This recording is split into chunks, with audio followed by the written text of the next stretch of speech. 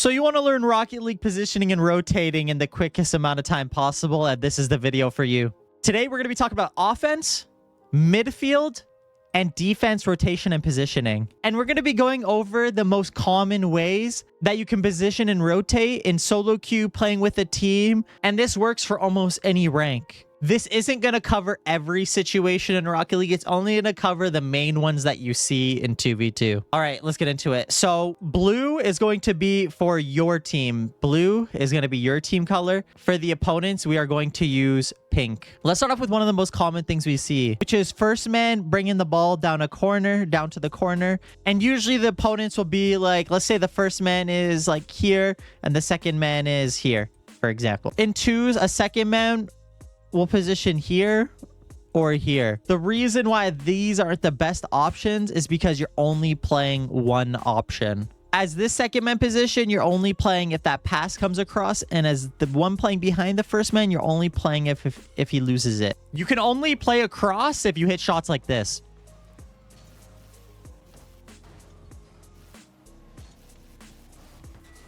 The correct positioning will to be positioning diagonally towards your teammate. Preferably your nose facing towards the corner. And the reason why you want to position here is because if the ball does go directly diagonal out, you could grab that. If the ball does go behind your teammate, you can go turn in right and grab it. If the ball does go out mid, you can turn a little bit left, cover that as well. Positioning diagonally towards your teammate allows you to cover a lot more of this open space here. Whereas if you're playing the other two positions, right, you're not covering a lot of open space over here. If you're playing here, you're not covering all this open space. But this second man position, you're able to cover so much.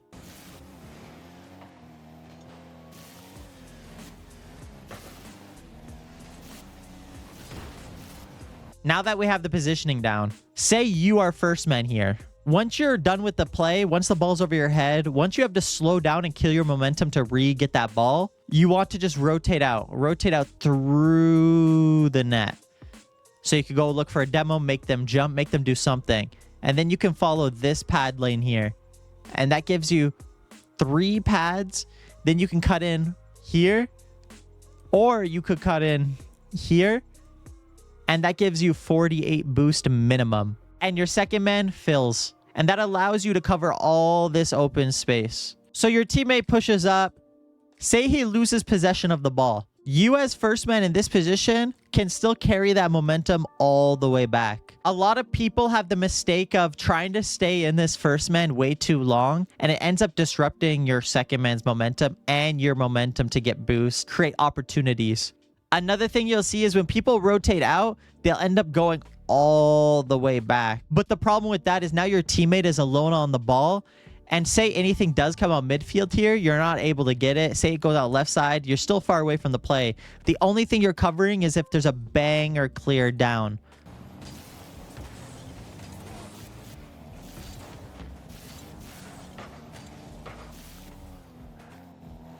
Which you don't see that at most ranks. You usually only see that at SSL or high GC consistently. The same thing here. If your first man is bringing the ball down and it's not totally in the corner this time, you still play this second man positioning diagonal. If you cut the field in half, whichever side your first man is on, you want to be closer to the middle. So you see here, this second man is closer to this line. Same goes for over here, right? Your first man bringing up the ball, right? You're going to be here. You're going to be closer towards that midfield line, but still in that diagonal position. You do not want to be like across close. Do you also see how, because my first man's a little far over from the wall, that I'm a little further over than here? So look at the positioning here. Your first man, see the space difference? Like there's a big space difference, little space difference. And I'm not as close to the wall as I am here.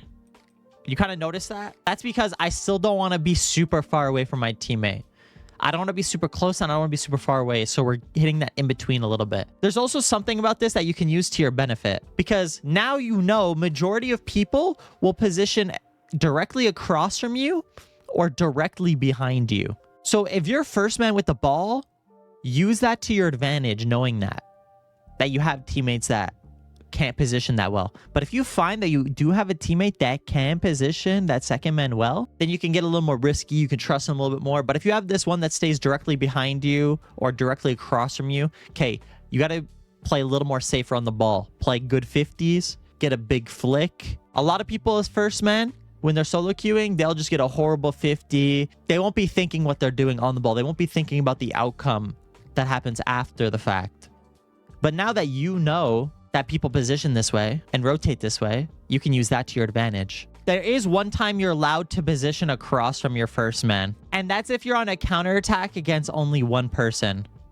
Say their second man is super far out of the play, right? Y'all beat them, and now you are against just this one opponent, right? Your teammate could pass it across, leaving that option open, or you positioning for a pass across will make their first man think that that pass is going to come to you, giving your first man more options to just shoot the ball as well. Because that first man will be scared covering the pass, covering this open space, and your teammate can just drive it right into their net sometimes, right? Or the opponent just plays that 1v1 with the first man. That second man can go for a demo, or right, he could pass. Your teammate could dribble, pass across if this first man is playing that 1v1 too close. All right, that's it for offense and midfield. All right, now time for defense. So usually the ball, right, is getting dribbled. Let's put the second man positioning. Let's just do like here. This is how people usually will do it. You know, first man and second man. You still want this sort of diagonal positioning away from your first man.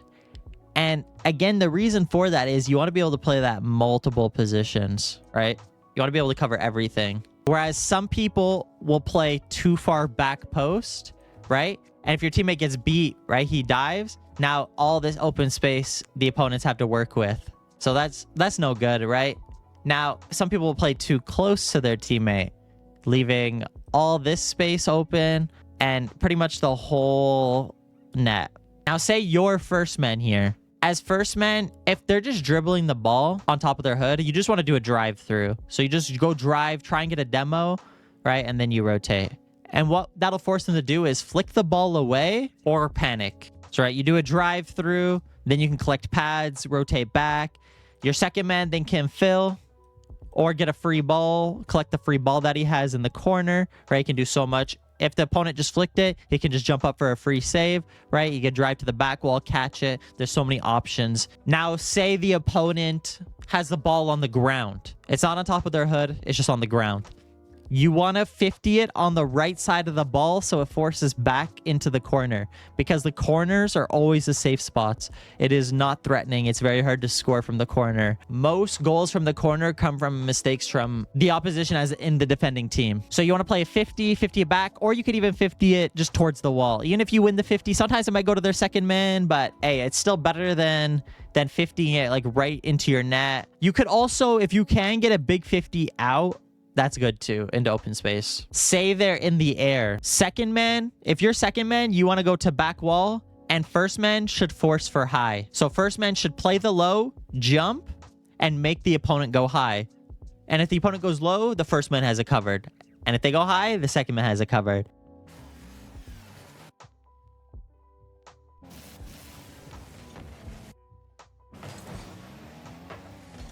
But in solo queue, say you're first man, you kind of just want to float, or you want to try and get a 50 right away, try and get a dunk right away as soon as they jump. Okay, so we see this position a lot as well on defense. You see your first man is going first, your second man is in net.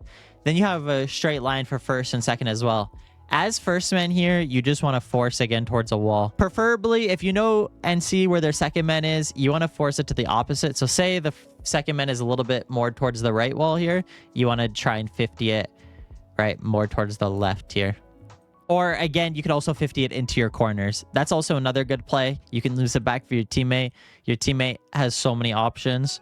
You have so many options. And say you do lose it into the corner as first man, right? You want to rotate around. So you just want to go back, collect these pads, because your teammate will be following it. So you want to be able to collect those pads and then support him.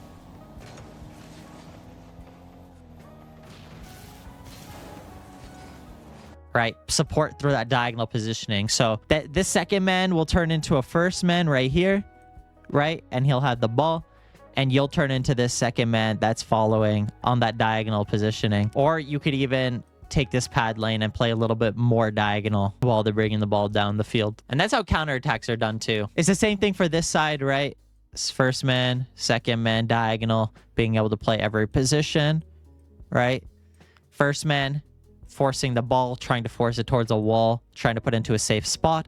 And then you just rotate around, collect those pads, right? Sometimes if you have a lot of time, you can even just go back, grab 100, follow up. Remember to keep in mind, every position we talked about here is just a little bit shifted if on the field each play.